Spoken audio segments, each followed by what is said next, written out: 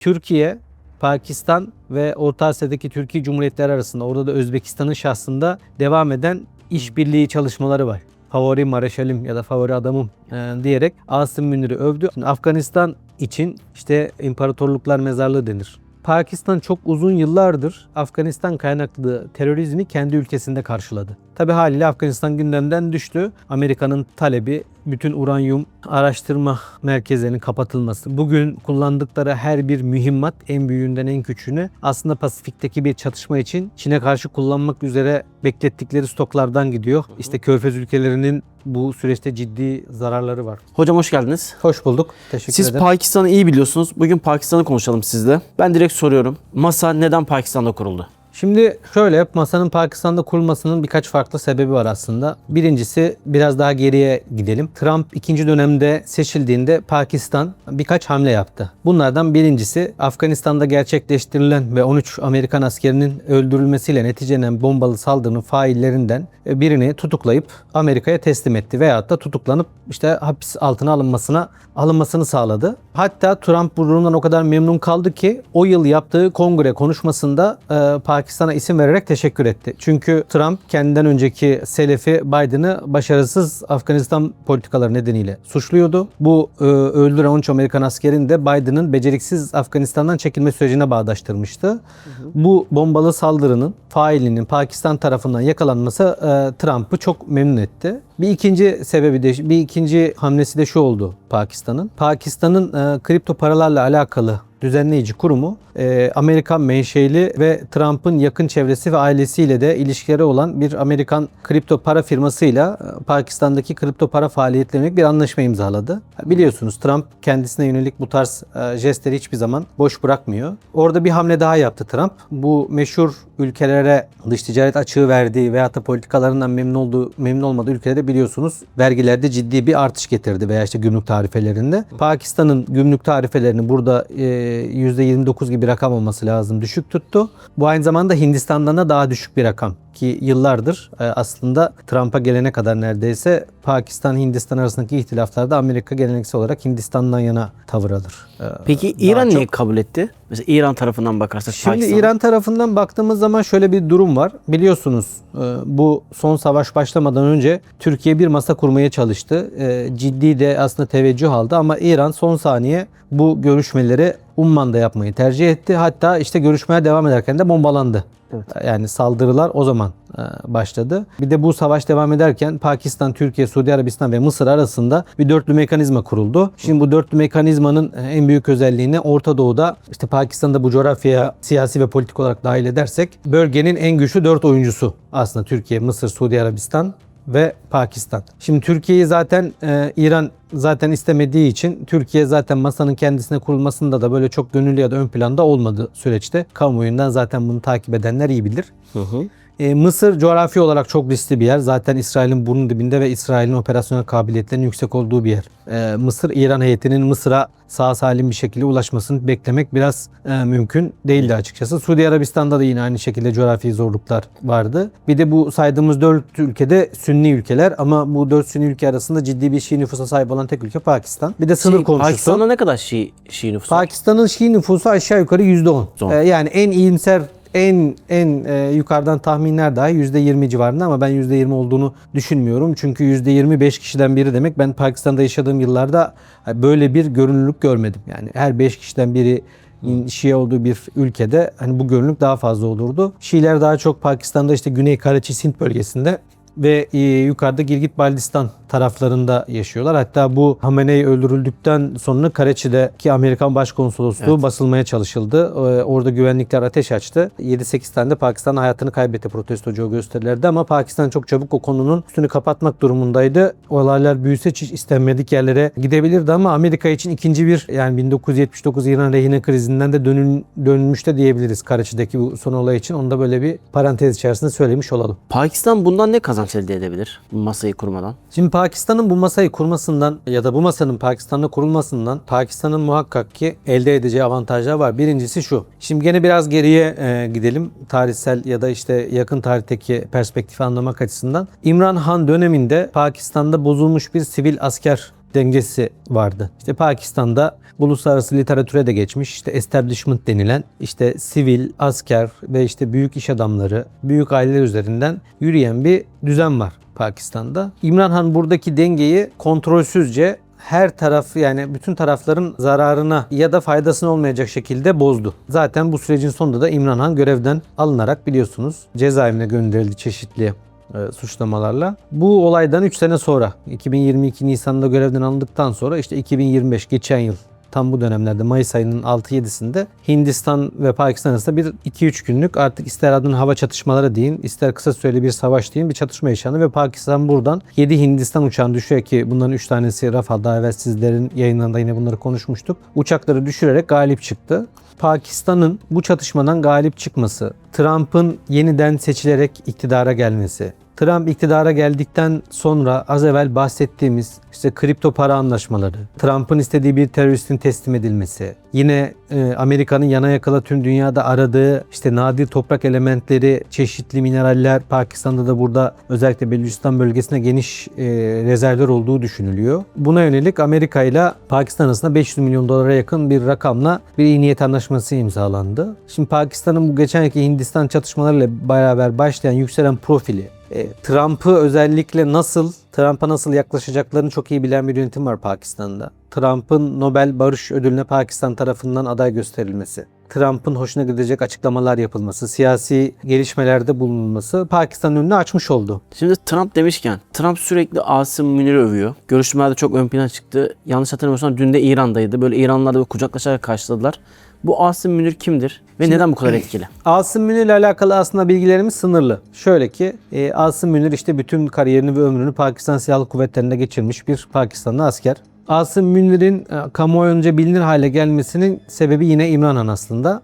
Asım Münir, İmran Han'ın başbakanlığı döneminde Pakistan İstihbaratı ISI'nin şefliğine getirilmişti. O dönem İmran, Asım Münir'i ailesine yönelik gizli araştırmalar yapmak, ülkedeki bazı bir takım yolsuzluk iddialarına İmran Han'ın ailesini de eklemleyerek İmran'ı iktidardan düşürmeye amaçlayan da İmran'a zarar vermeyi hedefleyen bir takım emelleri olduğu iddiasıyla Asım Münir'i görevden aldırdı ve bir kolordu komutanlığına getirdi. Ancak İmran Han görevden alındıktan sonra Asım Münir yeniden Pakistan Silahlı Kuvvetleri komutanı oldu. Bu kavramada aslında bir parantez açalım. Şimdi bizim bildiğimiz manada bir Genelkurmay Başkanlığı ordu yapısı değil Pakistan'ınki. Yani Genelkurmay Başkanı diyebileceğimiz bir Chief of Joint Staff var Pakistan'da. Asım Münir genellikle bizim Türk medyasında Kara Kuvvetleri Komutanı olarak lanse ediliyor ama Asım Münir Kara Kuvvetleri Komutanı değil. Chief of Army ya da Chief of Armed Staff dediğimiz Pakistan Silahlı Kuvvetleri Komutanı unvanını taşıyor. Bu unvanla beraber hem Kara Kuvvetleri Komutanı hem diğer Deniz Hava Kuvvetleri'nde komutanı kendisi. Geçen yıl ihdas edilen Chief of Defense Force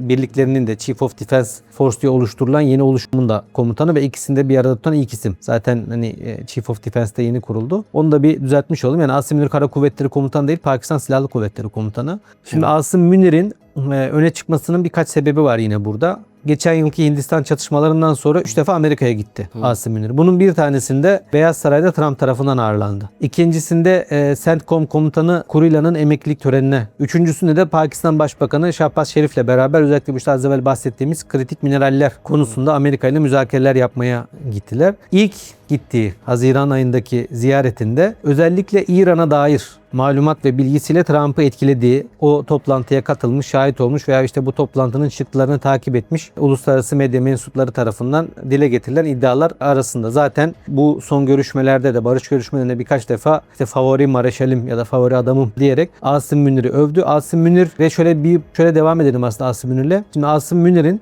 ben bunu geçen bir yerinde daha bahsettim, Pakistan Silahlı Kuvvetleri'nin komutanı olmakla beraber göreve geldikten sonra aslında bir böyle üst düzey diplomat gibi yaptığı görüşmeler de var. Şimdi Türkiye, Pakistan, Orta Asya'daki Türkiye Cumhuriyetleri arasında, orada da Özbekistan'ın şahsında devam eden işbirliği çalışmaları var. Pakistan'dan bir heyet Orta Asya'ya gidiyor, akabinde Türkiye'ye gidiyor veya işte önce Türkiye gidiyor, arkasından Pakistan gidiyor gibi. Bu görüşmeleri Asım Münir yürütüyor. Oradaki aslında amaç şu: Afganistan var Pakistan ve Orta Asya Türkiye Cumhuriyetleri arasında. Bir şekilde Afganistan'daki işte Pakistan'la anlaşamadığı yönetimden dolayı Afganistan'ın bir şekilde artık ister adına bypass deyin, ister arkasından dolanma deyin, bunun aşılarak Pakistan'ın Orta Asya'da yer alan zengin enerji kaynaklarına ulaşması, Orta Asya'nın da Pakistan üzerinden Hint Okyanusu ve işte limanlara kavuşma gibi aslında arka planda böyle iki ana temelin olduğu görüşmelerde yine Asım Münir'in şahsında yürütülüyor Pakistan tarafında. Bu son barış görüşmeleri esnasında Asım Münir'in aslında ön plana çıkması kamuoyunun önüne çıkmış oldu. Halbuki geri planda Asım Münir çok uzun yıllardır yani Silahlı Kuvvetler Komutanı unvanının yanında diplomatik olarak da Pakistan adına birçok önemli faaliyette bulunuyor. Hocam az önce Afganistan dediniz ya. Bu çatışmalar şu an ne durumda? Çatışmalar devam ediyor mu? Ramazan ayında bir savaş olmuştu böyle düşük yoğunluklu. Şimdi Afganistan ve Pakistan arasında devam eden çatışmalarda şöyle bir durum var. Pakistan çok uzun yıllardır Afganistan kaynaklı terörizmi kendi ülkesinde karşıladı. Yani sınır ötesi aşan harekatlar yapmadı. Ben bunu sosyal medyada da çok yazıp çiziyorum aslında. Pakistan'ın ihtiyacı olan şey aslında bizim Kuzey Irak'ta yürüttüğümüz pençe kilit benzeri operasyonlar. Uzun soluklu. Çünkü hemen hemen benzer şartlar var. Coğrafya çok kritik. Sınır her iki tarafında etnik olarak birbirine benzer toplumlar. İşte İngilizler tarafından çizilmiş sınırlar. Bu yapay sınırlardan kaynaklı sorunlar aslında. Bu işlerin tamam temeli bu. En son artık ki saldırılardan sonra Pakistan önce havadan daha sonra da karadan bir harekat başlattı ki bu Amerika ve İsrail'in İran'a saldırısıyla neredeyse paralel zamanlarda. Pakistan harekatı devam ederken başladı Amerikan ve İsrail saldırısı İran'a. Tabi haliyle Afganistan gündemden düştü. Orada kısa bir koridor, güvenlik koridoru oluşturdu Pakistan. Sınırın biraz diğer tarafına geçti. Orada sınır biraz ötede karşılamaya başladı. Şimdi bu noktada kamuoyunun düştüğü bir yanılgı var. Şimdi Afganistan için İşte imparatorluklar mezarlığı denir biliyorsunuz. Önce İngilizleri, Sovyetleri sonra da Amerikalıları coğrafyadan göndermiş bir ülke Afganistan ki bu davaların tamamında haklılardı. Ancak şöyle bir değişen bir parametre var Pakistan'la olan durumda. Pakistan bölgeye dışarıdan gelmiş bir güç değil. Pakistan yolcu değil. Pakistan da hancı. Afganistan'da bu mücadeleler ekseriyetle büyük güçlerin gelip Afganistan'ı işgal ettiği, Afganların dağlara çekildiği ve uzun yıpratma savaşları neticesinde bu büyük güçleri Afganistan'dan sürmesiyle neticeleniyor. Pakistan'ın sürülebileceği bir yer yok zaten orada. Dış bölgeye yabancı değil. Bölgeyi iyi bilen ki hem Sovyet işgalinde hem de Amerikan işgalinde Afganistan'a dair ciddi malumatı olan bir ülke Pakistan. Yani biz tabii iki Müslüman ülkenin savaşmasını asla istemeyiz. Bu sorunların masada çözülmesi gerekir. Ancak Pakistan için durum hani bıçak kemiğe dayandı değil, hani bıçak kemiği de deldi geçti durumunda olduğu için bu harekatları yapmak durumunda kaldı. Çok da başarılı gidiyordu. Kamuoyunda işte Pakistan'ın ordusuna işte Kabil'e yürümesi yönde talimatlar verildiği gibi asparagas haberleri var ama Pakistan Kabil'e yürümeyecek kadar akıllı bir ülke. Kapasitesi olmadığı için değil, Kabil'e yürümenin maliyetini bildiği için sınır güvenliği almakla bir komşunuzu işgal etmek arasında çok büyük fark var. Şimdilik kendi güvenliğini sağlamış durumda. İran-ABD çatışmalarının bitmesine müteakip bölgede Afganistan-Pakistan üzerinde bir hareketlilik bekleyebiliriz. Hocam yeniden masaya dönersek. Tabii ki. Hocam masada ne konuşuldu? İran ne istiyor? Amerika neleri talep ediyor? Ve son durum nedir? Şimdi burada biliyorsunuz her iki tarafta çok taleplerini çok yukarıdan açıyor. Amerika'nın talebi bütün uranyum araştırma merkezlerinin kapatılması, 20 yıl bu araştırmanın durdurulması, elde edilmiş, zenginleştirilmiş uranyumun İran dışarına çıkarılması, Hürmüz Boğazı'nın herhangi bir şart olmaksızın açılması, İran'ın bölgede destek verdiği proxy güçlere tamamını çekmesi ki burada işte kasıt Irak ve Lübnan aslında biliyorsunuz işte Suriye devrimiyle beraber Esad'ın devrilmesinin akabinde zaten oradaki proxy güçler çekilmişti, İran'ın destek verdiği ya da etkisiz hale getirilmişti. Burada da İran'ın talepleri uzun yıllardır devam eden Amerikan ambargosunun ve uluslararası ambargoların hemen kaldırılması, İran'a ait uluslararası varlıklar üzerindeki dondurulma kararlarının kaldırılması, bunların serbest bırakılması ve bir saldırmazlık anlaşması. Bu son devam eden görüşmelerde de işte 21 saat durmaksızın devam eden İslamabad'daki görüşmelerde de aslında işte konuların tıkandığı yerler burası. Her iki tarafta çok maksimalist taleplerle yaklaşılıyor. Ama geldiğimiz noktada bazı sağ gerçekleri var. O da şu: Amerika çok yoğun bir mühimmat kullandı İran'da. İşte 850 ile 1000 adet arası Tomahawk füzesi ile saldırılar düzenledi ki bunlar uzun yıllarda üretilebilen, hani 1000 adet Tomahawk'ın yeniden üretilip stoklara koyulması çok uzunca bir süre gerektiriyor. Tanker uçakları vuruldu, AVAX uçakları vuruldu. Körfez bölgesinde, Körfez ülkelerinde işte Katar'da, Bahreyn'de, Birleşik Arap Emirlikleri'nde bulunan radar istasyonları vuruldu. Amerika operasyonun başladığı gün kadar operasyonel değil aslında şu an. Buna gücü var mı? Evet, bütün Amerikan hava ve deniz gücünün yığılmasıyla yeniden İran'da benzer operasyonlar yapabilirler ama zamana ihtiyaçları var. Belki de çatışmaya devam ettirmek istemiyorlar. Çünkü işin bir de şu boyutu var. Bugün kullandıkları her bir mühimmat, en büyüğünden en küçüğüne, aslında Pasifik'teki bir çatışma için Çin'e karşı kullanmak üzere beklettikleri stoklardan gidiyor. Haliyle aslında Çin'e karşı da zayıflamış oluyorlar ki işte kamuoyuna açık kaynaklara da yansıdı. Vurulan radarlarının bir kısmının yeniden yapılması için gereken süre 3-5 yıl ve burada işte ihtiyaç duyan nadide toprak elementlerinde de Çin'e bağımlılar. Haliyle her iki tarafında bir es vermeye ihtiyacı var. Bundan dolayı yani savaşı bitirme arzusundan değil de şartların dayatmasından dolayı bir barış anlaşmasını ya da uzun soluklu bir ateşkes bekleyebiliriz. Hocam şeyi bekliyor musunuz? İkinci tur görüşmelerde yine bir şey çıkar mı yoksa yine aynı şekilde mi devam eder? Yani bir anlaşma olur mu ya da ikinci turda ne konuşulacak? Hani elde ne var? Ya şimdi az evvel bahsettik. Her iki tarafında maksimalist talepleri var. İşte bir tarafın İran'a tamamen bırak dediği, kendi işte nükleer silahları varken bir de kontrol edilemez bir İsrail gerçeği Evet, var. İsrail'de var mı? İşte yani hani Amerika hepimiz de biliyoruz ki işte bu savaşa İsrail'in dayatmasıyla ya da işte İsrail'in yönlendirmesiyle girmiş oldu. Amerika İsrail ne kadar kontrol edebilir? İsrail işte ben bu anlaşmaya imza atmadım, beni bağlamıyor. Bu Amerika ve İran arasında diyebilir. İşte Körfez ülkelerinin bu süreçte ciddi zararları var. Katar'ın, Bahreyn'in, Birleşik Arap Emirlikleri'nin, Suudi Arabistan'ın. Ondan sonra dediğim gibi hani bölgedeki yıkım, ekonomik gerekçeler, Hürmüz Boğazı'nın kapatılması, Hürmüz Boğazı'ndan çıkan işte petrol ve doğalgaz sevkiyatlarının ciddi oranlarda düşmesi ülkeleri bir şeylere mecbur bırakabilir. Burada her iki taraf işte ne kadar fedakarlıkta bulunacak buna bakmak lazım. Ama ben tekrar altını çizeyim. İçinde bulundukları her ülkenin de şartlar bir barışı ya da uzun soluklu bir ateşkesi dayatabilir. Teşekkürler hocam. Ağzına sağlık.